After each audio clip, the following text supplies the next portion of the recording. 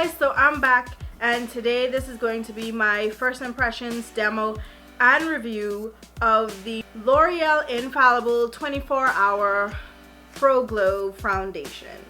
And as you can see, I bought two colors because I wasn't sure if I was going to be able to match any of them, and I didn't match any of them actually, because as you can see, these are the two darkest shades that they have, and this is 211 and this is 212, and as you can see, it's a major difference between the two. Okay, like really you went from mulatto to like chocolate, almost like light chocolate. It's ridiculous. These foundations retail for like 10 something each. It all depends on where you get it from. I got mine online at Amazon, so it was around like $10.49 each, so that ran me into like 21 bucks for both of these foundations. Now it says that it's good for normal to dry skin because this is hydrating and it has a radiant finish to it. So if you're oily, this version is not going to be the best one for you. You can try their Pro Matte foundation, the formula before this, but I opted just to try this one out to see, you know, what everybody was talking about and whether or not the hype was really real. I started off using 211 in the video, but as you can see, that wasn't working at all, so I had to go ahead and add some of 212. But as you can see in the video as well, 212 just was far too orange, and it still was a little dark, so I should have just mixed it together in the beginning to see what I was gonna get, but I was just like, you know, Now on the back it says lasting glow foundation, never dull, never greasy. The finish is radiant. It wears up to 24 hours. The coverage is medium and the texture is air light. Shake well, do not dot onto skin and rolling motion for flawless coverage. Now the foundation is very liquidy in terms of the consistency of it, but it's not to the point where it's going to be rolling out off the back of your hand in a rapid speed. So you're pretty much covered with that, but it is air light.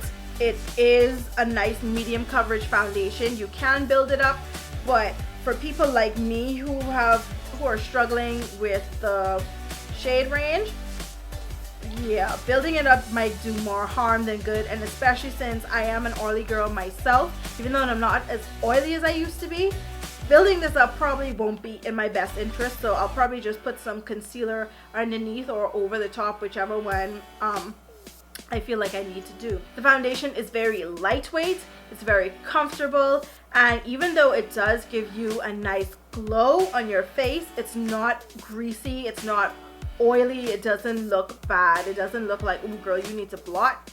It looks very radiant and very from within, I should say, and I really like that about this foundation. But what I don't like the most about it right now, these shades. Like I said, these shades have to do better, because how can you just go from this to this? It doesn't make sense. There are so many of us that are in between like myself, but L'Oreal, y'all better than this. Y'all really better than this. Honestly, this foundation oxidizes. Like, you might not be able to see it on camera now because of my lighting and everything, but trust me, in person, this foundation, especially the darker version, this foundation oxidized, and right now I look like I have sort of a 5 o'clock shadow around my mouth. That's not cute at all. But today is not the field test. Today was just a little try on, basically, to see how the foundation goes on, how it wears for a little while under certain conditions, because I really wanted to do this video today, but it's a really rainy day today, and so I wasn't going to be able to fully test it out today anyway. So tomorrow when I go out, I'm gonna mix these two foundations, and then I'm going to go out all day and see how this foundation holds up and get back to you guys with that. I didn't put on anything underneath this foundation because I wanted to show you guys the full strength of this foundation. I didn't put on any concealer, no color correcting, no nothing except for a primer, and then just put this foundation on. I used my flat top kabuki brush from Sedona Lace, and it applied really nicely with that. although the brush, you know, absorbs a lot of the product because of how it is, but it buffed it in beautifully. The foundation blended in very, very well. Blending is not a problem with this foundation. Like I said, it's just the shades. For right now, the shades is the only thing that I can complain about, and the drastic oxidization, well, at least on my skin. And I'll check back in tomorrow and we're gonna hear a bit more in depth about what this foundation was working with all day in the hot, humid Bahamas air. Stay tuned.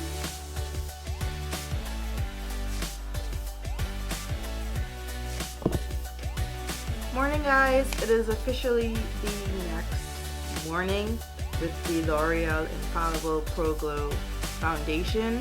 Yeah, I know I was supposed to come back last night, but I was so tired. I actually did end up going out.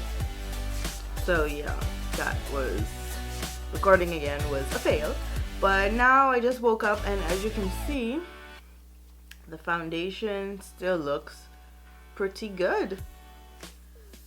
I love the way my eyeliner and my lashes like stayed on too. Like, yes, like I could just get up and just, you know, blot a little bit and then go back out again, but no, that's nasty. But yeah, wearing this foundation for the majority of the day, I didn't feel anything. It did not feel like anything was on my face.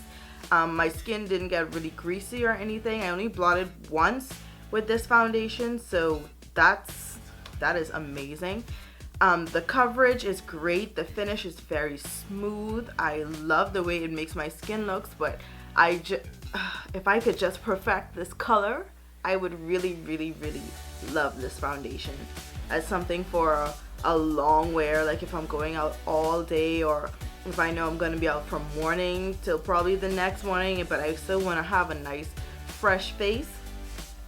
This would be the foundation for me. But yeah, so today is going to be the field test, and I'm gonna go take a shower, clean all this off with some micellar water, and I'm gonna mix the two colors and then put that on and see how it rocks with me for the whole day, because I will be outside, inside, all over the place today, and I will come back and let you guys know what I think. Hey guys, what's up? I'm back, and this was the official field test day of this foundation. Sorry I didn't take you guys around with me. This camera is super duper heavy. Like, I don't have a proper vlogging camera, so yeah, until I get one of those up, I'm just have to go and come back. So today I put this foundation on at around 10 o'clock, 10:30 a.m. It is now 10:29. I wonder if you guys can even see that.